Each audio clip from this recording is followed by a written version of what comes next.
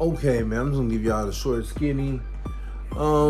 Right now, when you go on YouTube or anywhere online and try to find documentation about Apollo and GraphQL, how to set up your server to use the Apollo playground, it's daggone impossible.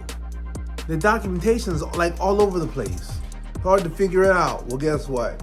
I kind of figured it out and have a video that shows how to do it step by step. And I went through all this hell so you don't have to. So we're gonna set up the Apollo GraphQL playground. And you're gonna follow along, and after you finish watching this video, you'll be able to do it too. So here we go. So now I open up Visual Studio Code.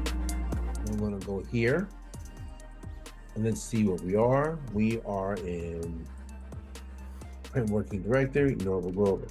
What I want to do is I want to go to a different directory. I want to go to C right here, V here.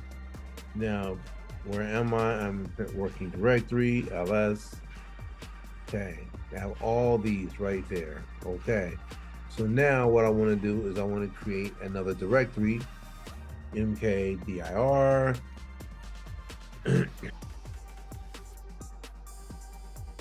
ls, here we go, cd, boxer, boxes GraphQL. And now that I'm in here, inside of boxes GraphQL, my next step is actually going to be create a directory. So now I'm going to open up this terminal and I'm going to say npm init.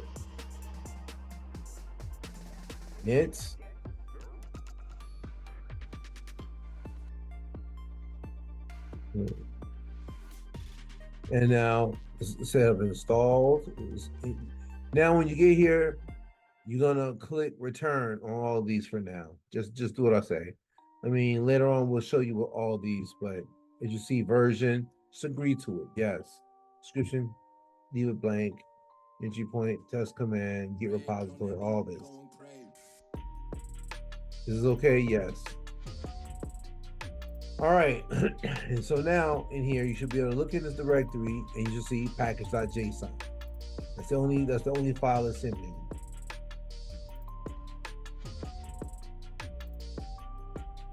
there. Okay. So now we're gonna say npm install Apollo server. Install Apollo -server. Okay. GraphQL. Okay. That now it's is doing all this stuff. Boom. We have that, and now what we also want to do is npm install nodemon. Nodemon is basically what's going to allow us to develop. Once we save the file, VS Code will detect there's something saved, a change has been made. It'll rebuild and rerun the server so that we aren't stopping and starting the server all the time, you know, and that'll make the development process go by faster, because without Nodemon, you have to stop the server, then restart again. This just detects the changes, starts it again for you. All right, and it does it fast. npm install nodemon, right? Sorry, npm install nodemon. Right, so now there you go. Now that's installed. Then if you look in here, ls, directory, you have your node modules, your packages, and all this. So when you go back and you look at this, there you go. You have everything you need, almost everything you need. So now, if you haven't already done this, what I want you to do is go ahead and open this file first of all. Hold on. Box of GraphQL. I'm gonna open this. So now I have this. All right. So now what you want to do is you want to say Shift Command X. If you haven't done this, do Shift Command X, and then you should see this right here. This is already installed, but you should do an Apollo GraphQL. If it's not installed on your machine, click this and hit the install button. Mine is already installed, so I don't have to worry about it. Come back here, hit this, and now you go back to these regular things right here. Okay. Now that that's done, you create just create a schemes folder. I'm gonna go right here. I'm gonna click this right here instead of the first one. This one, and we'll say schemes. Call it schemes. Schemas, not schemes. Schemas. Okay. Now inside this schemas folder, we want to put three things, right? Sorry, I had to go and redo this. Boxers data.js, resolvers.js. I'll come back here and I'm adding another one. This should be type definitions.js. Type defs.js. Okay, so it's schema, okay.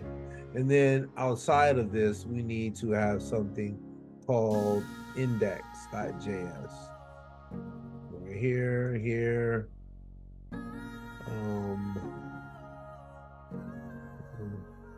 index.js.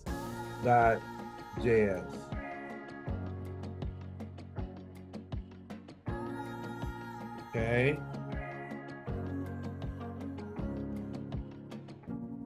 So now that I have this, I need to go ahead and show you how I want this populated with data.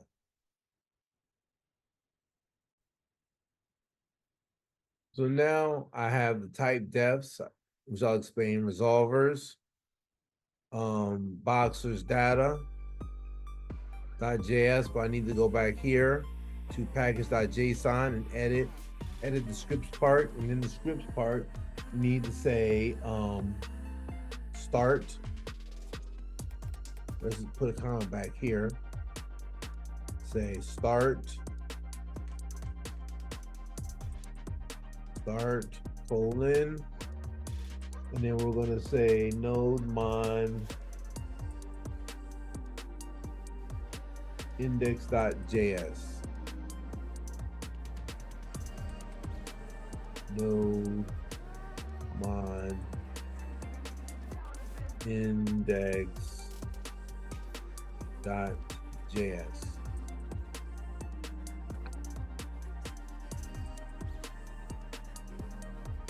Now I have this uploaded onto my GitHub. You can download these files and go over them yourself. But what I'm gonna do is I'm gonna walk you through this instead of doing line for line, code for code, writing it in front of you. I'm gonna give you the summary, and I'm gonna let you do that with project and files that actually work. So boxers data.js, all this is a variable that has an array of boxer. These are the objects I made right there. ID, name, age, weight, record, hometown. And they go all the way down. John Doe to Joe Frazier. Okay. Resolver is kind of like this is our query. Basically, we get all of our query, all of our boxers back, and return the boxer list. Right? The type definition is sort of like our object model. If we have an iOS app, we have custom objects, there's an object model. Those of you who understand iOS mobile development understand that. So this is what it is. You have a boxer with ID, name, and you saw this in the JSON data. Okay, boxer data. See? ID, name, age, weight, record, hometown. Go back to the type definition. ID, name, age, weight, record, hometown. right? And boxer, array of boxers. And that's what we're gonna reference. Okay, go to index. Yeah, let's go ahead and put the information that goes with this. Okay, I had to go through a whole bunch of files and make sure that everything was named appropriately. You can run into a lot of problems. There were some naming conflicts here in this index.js, as well as file names around here. So you got to be careful of that, and I fixed it. So we're running on localhost 400. And remember what I showed you earlier? Let's go to localhost 400. So right here, I'm going to copy this. Copy.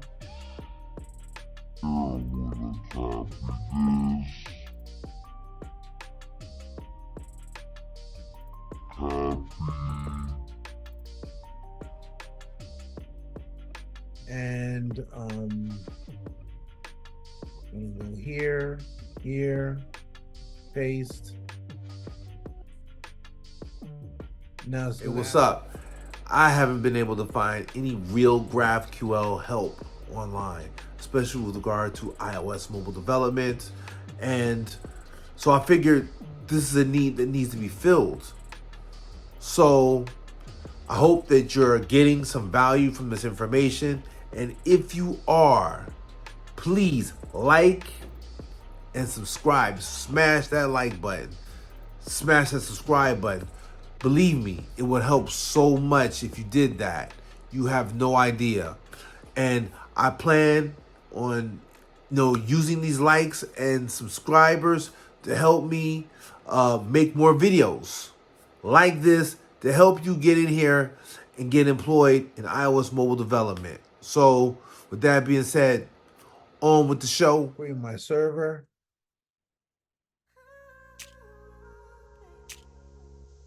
And I'm in here. And as you see, just like with Trevor Blades, I can go here and I can search my documentation, create my documentation based on the, my documentation is based on my type definitions right here. So just like I showed you, get all users, boxers, get all boxers. This is all the information that I have over in boxers data. So I'm gonna go here and explain this. Boxer list. This is just an array of our boxer objects. That's it. And we return this boxer list. Okay. Where is boxer objects defined? It's defined here. Sorry. Right here. And of course I use Apollo server. Create an object of type boxer, get the ID, name, age, weight, record, hometown. Then I'm making another variable with an array of boxer. These exclamation points just mean that this is never null. That's what it means. Okay. And yeah, of course this is different from Swift, right? If you remove this, this will break, but this doesn't make it optional.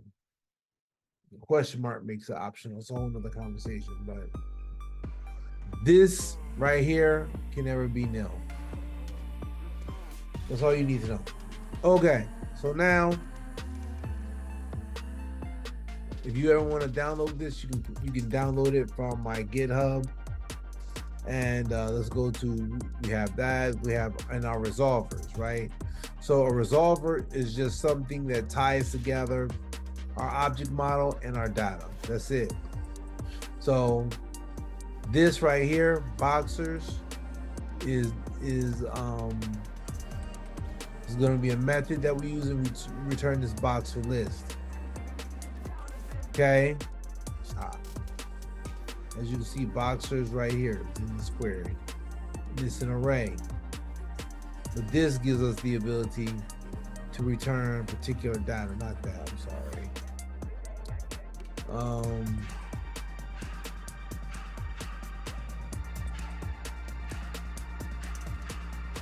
This gives the power to return the array. So yeah, just just go take this down, look at it, run it. If you have any questions, I want you guys to put your questions in my comments. I will answer those. But yeah, this is basically the short skinny.